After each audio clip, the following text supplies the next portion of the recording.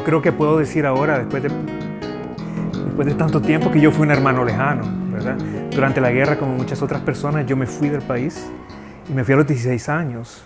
Entré a los Estados Unidos como aplicante para asilo político, lo cual es muy extraño, ¿verdad? Cuando la gente me conocía allá, yo tenía 16 años y aplicante para asilo político era ¿qué está pasando allá en El Salvador, verdad?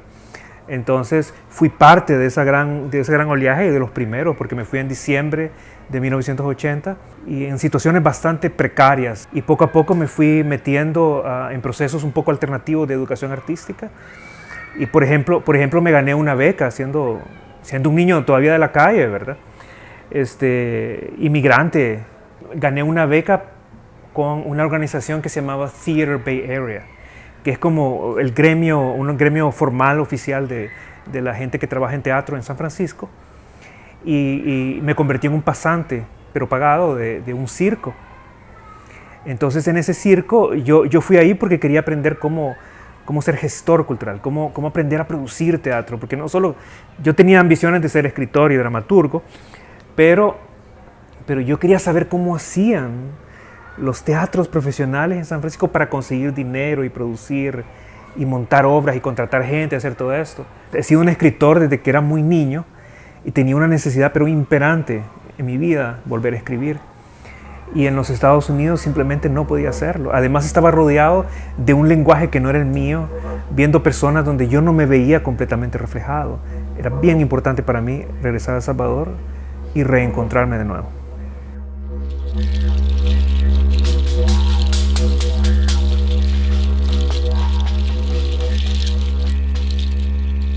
En el año de 1992 yo trabajé con la Comisión de la Verdad. Fue como mi primer trabajo como comunicador, digamos. Y vine a El Salvador y estuve documentando el proceso posterior al fin de la guerra, la incorporación de la guerrilla a la sociedad y cosas así. Una de las cosas que también me tocó hacer es que pasé mucho tiempo en el norte de Morazán, donde había habido mucho combate, habían habido masacres espantosas, mucho de lo que ocurrió en la guerra y que le cuesta a la sociedad admitir que ocurrió, pasó allí, ¿verdad? O sea, la masacre del Mozote, una masacre de más de 1000 campesinos. Yo estuve allí durante el desenterramiento de las osamentas, ¿verdad? Donde llegaba la única testigo que vio eso y sobrevivió, Rufina Maya, y donde literalmente llegaba a un lugar y decía, bueno, aquí ocurrió esto, aquí ocurrió tal cosa, porque todo estaba enterrado bajo tierra, etc. Entonces tuvo que desenterrar todo. Y en el proceso comencé a conocer y a convivir mucho con la gente de ahí, de la zona, incluyendo con Rufina Maya. Y ella me contó su historia. Y lo que yo hice fue que dije, lo que tengo que hacer es reconstruir cómo era la vida en una de estas aldeas que se desapareció para siempre. Antes, en el norte de Morazán, los campesinos hacían sus propios violines. Eran artesanos increíbles de instrumentos musicales. Eso ya no existe.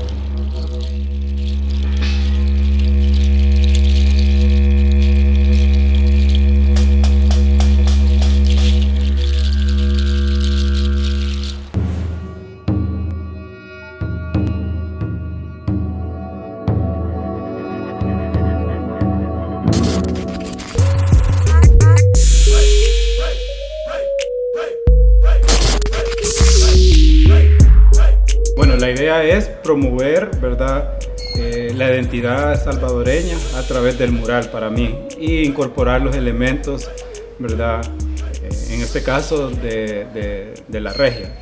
Entonces es comercial, pero también incluye elementos, ¿verdad?, sociales. Creo que eso es lo que hace bastante interesante el mural, esa combinación y esa dinámica donde el lenguaje de los diferentes elementos hablan entre sí mismos y cuentan una narrativa, una historia, ¿verdad?, sobre un poco lo que es la identidad.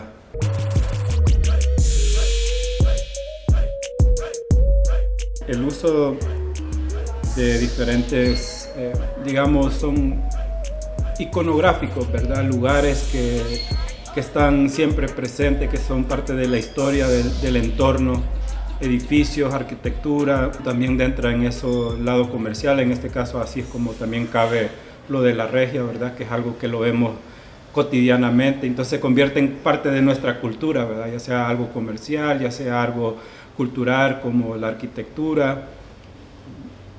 También elementos que son, digamos, más pop, en el caso de los carros clásicos, ¿verdad?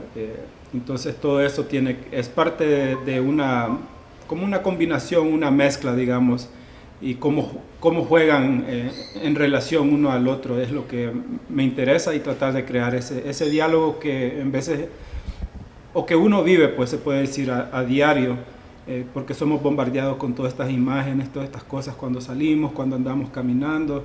Entonces todo nuestro entorno se convierte en un entorno comercial y a la misma vez cultural, y es esa mezcla, esa dinámica que me interesa expresar.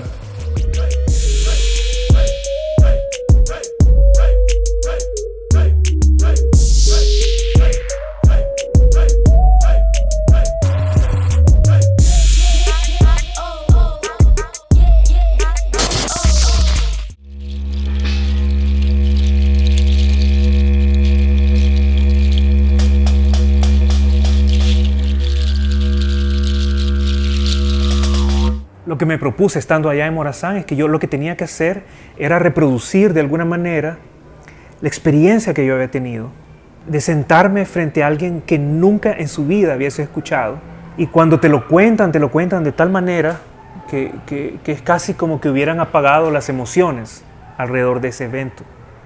Y es un evento que podría ser la masacre de sus hijos, de sus familias, ¿verdad? Etcétera. ¿Cómo se hace para reproducir lo que uno siente mientras uno está escuchando a una persona que nunca en su vida ha contado una historia de horror, pero del horror más posible, ¿verdad? De lo que es capaz un ser humano de hacerle a otro ser humano?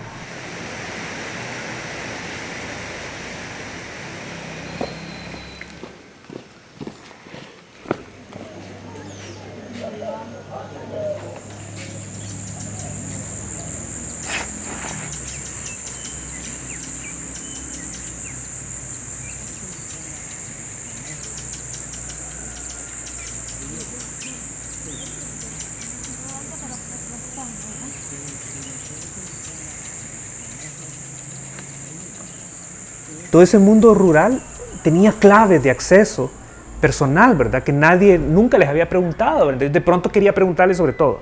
O sea, ¿cómo hacían las mujeres para detenerla en los tiempos del periodo, de la regla, ¿verdad? ¿Qué hacían para ciertas cosas, ¿verdad? ¿Cómo hacían para medir el tiempo si no tienen relojes, ¿verdad? Entonces empecé a preguntar un montón de cosas así. ¿Qué es lo que comían, verdad? Cuando había una fiesta, ¿qué comían? ¿Qué bailaban? ¿Cómo bailaban, verdad? Entonces empecé a preguntarles todo esto, y al principio solo se reían, ¿verdad? Pero después me empezaron a contar. Después me contaban hasta de las aventuras sexuales durante la guerra y todo esto. Lo que más importaba, por lo menos para mí, era el extraordinario sentido humano de cómo la gente que estaba en los grandes escenarios de la guerra, ¿verdad?, sobrevivieron esa experiencia. Porque era como ser de pronto arrasados por el tsunami de la historia.